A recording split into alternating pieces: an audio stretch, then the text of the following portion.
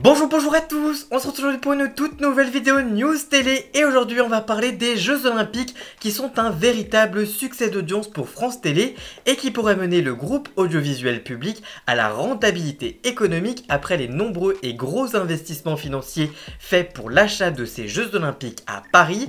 On reviendra également dans un deuxième temps sur les polémiques autour de quel jeu, le talk show de deuxième partie de soirée pour débriefer les Jeux Olympiques et enfin on parlera des différentes plaintes déposées après la cérémonie d'ouverture. Bref, on parle des JO côté télé juste après le générique. C'est parti, générique!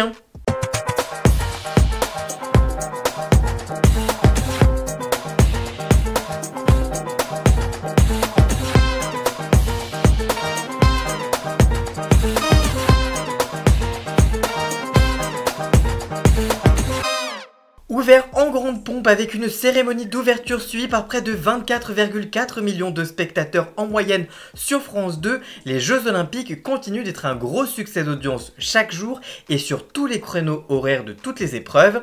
En effet, si la cérémonie d'ouverture a été la plus grosse audience de l'histoire de la télévision française, les épreuves sont aussi synonymes de carton, avec des audiences au-dessus de 4,2 millions de téléspectateurs pour les après-midi sur France 2, mais aussi au-dessus des 7,6 millions de téléspectateurs le soir avec des pics à 12 millions de téléspectateurs, notamment pour les exploits de Léon Marchand lors de cette première semaine de compétition. Des audiences inespérées pour France Télé qui a acheté très cher la retransmission de ces JO et pourtant avec ces audiences inespérées, c'est une très bonne nouvelle. En effet, les Jeux Olympiques de Paris auraient dû provoquer un déficit au regard des sommes colossales dépensées, mais le service public va finalement battre tous les records. En effet, c'est le journal Le Figaro qui a révélé cette semaine que France Télé avait tablé sur 43 millions de recettes nettes. Celles-ci devraient finalement être rehaussées à près de 104 millions d'euros nets pour ces Jeux Olympiques. En dépassant le seuil des 100 millions d'euros de recettes nettes, France Télévisions va donc pouvoir être rentable avec la retransmission de Paris 2024 qui leur aurait coûté à peu près 100 millions d'euros selon le Parisien, tandis que l'équipe avance eux 130 millions d'euros. Si le service public avait envisagé des pertes sèches entre 70 et 100 millions d'euros, celles-ci ne seront finalement pas aussi élevées. Mieux encore, le service public pourrait finalement être à l'équilibre, voire bénéficiaire à la fin de ces Jeux Olympiques. Depuis une semaine, 53,4 millions de Français ont regardé les Jeux Olympiques. Les pics d'audience s'enchaînent et s'additionnent. 12,3 millions pour le double sacre de Léon Marchand, 11,6 millions pour les sacres des Français au rugby à 7, 11,4 millions pour le quatrième sacre de Léon Marchand, 10,1 millions de téléspectateurs pour le sacre des 3 Français en BMX. Sans compter les scores historiques de la cérémonie d'ouverture qui a été suivie par près de 24,4 millions de téléspectateurs. Résultat, les annonceurs suivent, frappent à la porte de France Télévisions et sont prêts à payer le prix fort et surtout ce sont des marques prestigieuses qui postulent comme Coca-Cola, Louis Vuitton, Toyota ou encore EDF, loin des marques habituelles du service public. Le tarif d'un spot publicitaire de 30 secondes est de 15 000 € en matinée, 25 000 € en après-midi ou encore 40 000 € en soirée. Vu les audiences particulièrement élevées en soirée, ils auraient pu peut-être doubler le score, voire même le tripler, puisque ça aurait tout autant fonctionné, d'autant plus que quand on voit le tarif des autres chaînes pour des audiences en deçà de celles réalisées par les JO, on se dit qu'ils auraient pu. Par exemple, la soirée de lancement de la Star Academy le 12 octobre prochain coûtera 139 800 €, avec des audiences autour de 4 millions de téléspectateurs. France Télévisions n'a pas l'habitude de faire payer cher ses espaces publicitaires et ça se voit. Rentabiliser les Jeux Olympiques paraissait invraisemblable pour le service public avant le début de la compétition et ça pourrait finalement bel et bien être le cas. Quel jeu, mais surtout quelle polémique! L'autre succès de ces JO pour France 2, c'est le talk show proposé en deuxième partie de soirée et qui est une déclinaison de son talk show à succès du samedi soir Quelle époque, renommé pour l'occasion Quel jeu et en direct du Club France. Le programme est un succès avec près de 2,2 millions de téléspectateurs pour 27,2% du public. Le meilleur score revient à ce vendredi avec près de 3 millions de fidèles. Mais si l'émission fonctionne en audience, les critiques sur les réseaux sociaux sont très mauvaises.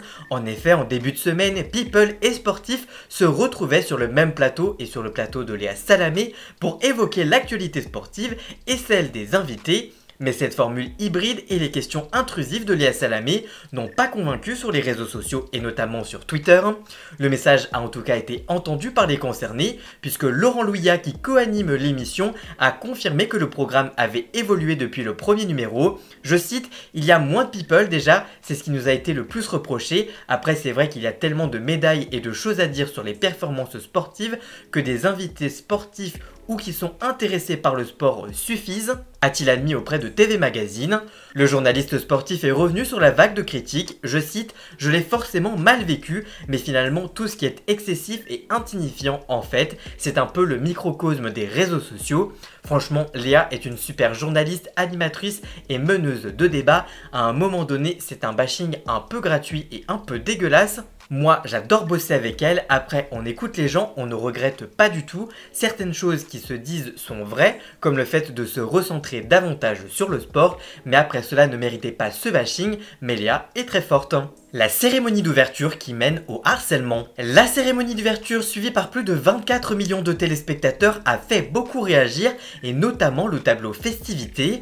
En effet, la DJ Barbara Butch, coiffée d'une auréole dorée au centre d'une table composée notamment de drag queens et d'artistes de voguing. Au premier plan, le chanteur Philippe Catherine apparaît presque nu et le corps peint en bleu. Un tableau vu par certains comme une parodie des représentations artistiques de la scène, le dernier repas de Jésus avec ses apôtres, comme dans le célèbre chef-d'œuvre de Léonard de Vinci. Cette interprétation a créé un tollé dans certaines sphères ultra-conservatrices du monde, voyant un manque de respect contre les valeurs et croyances chrétiennes, sauf que Thomas Joly, le directeur artistique de la cérémonie, a assuré que son inspiration était une grande fête païenne reliée au dieu de l'Olympe, donc aux Jeux Olympiques, et qu'il n'y avait aucune volonté de moquerie et de dénigrer qui que ce soit. Mais la DJ Barbara Butch, également activiste féministe et icône de la communauté queer en France, a décidé de porter plainte contre X à la suite de sa participation à la cérémonie d'ouverture des Jeux Olympiques. C'est sur Instagram qu'elle a fait l'annonce via un communiqué de son avocate Audrey Enslati.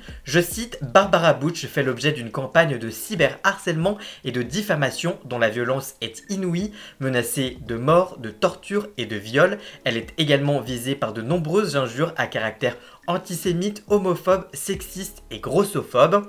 Barbara Butch dénonce cette haine abjecte déversée par écran interposé à l'encontre de ce qu'elle est et de ce qu'elle représente, mais aussi de ce qu'elle défend.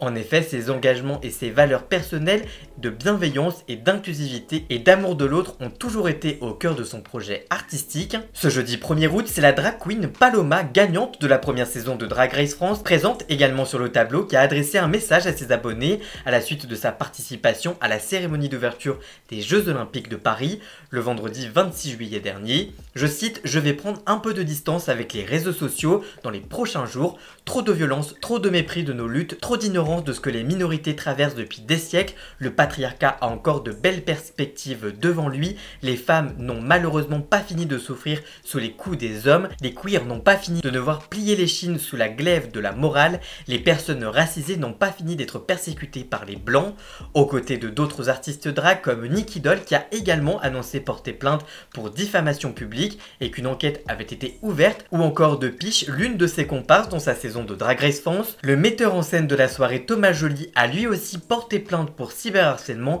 et une enquête pour menace de mort a également été ouverte. Voilà ce que l'on pouvait dire sur cette première semaine des Jeux Olympiques, que ce soit en termes d'audience économique, mais aussi sur les polémiques autour de quel jeu, ou encore des plaintes déposées après les cérémonies d'ouverture. Si cette vidéo vous a plu et surtout informé, n'hésitez pas à la liker, à la commenter, à la partager sur les réseaux sociaux, à me rejoindre sur tous mes réseaux sociaux à moi, tous les liens sont dans la description. Vous pouvez également cliquer sur le bouton rejoindre afin de prendre un petit abonnement de 3 € par mois pour me soutenir et faire ainsi comme Marie-Lou Brulet qui a pris son abonnement et je l'en remercie. Vous pouvez également me faire un petit don du montant que vous le souhaitez. Vous pouvez également vous abonner gratuitement à cette chaîne YouTube et ça m'aidera déjà énormément puisque ça poussera ma chaîne dans les algorithmes. Vous pouvez également regarder dans la description les liens qui concernent Jason alias Ian Scott pour la musique de fond et le générique de cette vidéo. Tous les liens sont dans la description et nous on se retrouve très vite pour une toute nouvelle vidéo. A très bientôt, ciao ciao!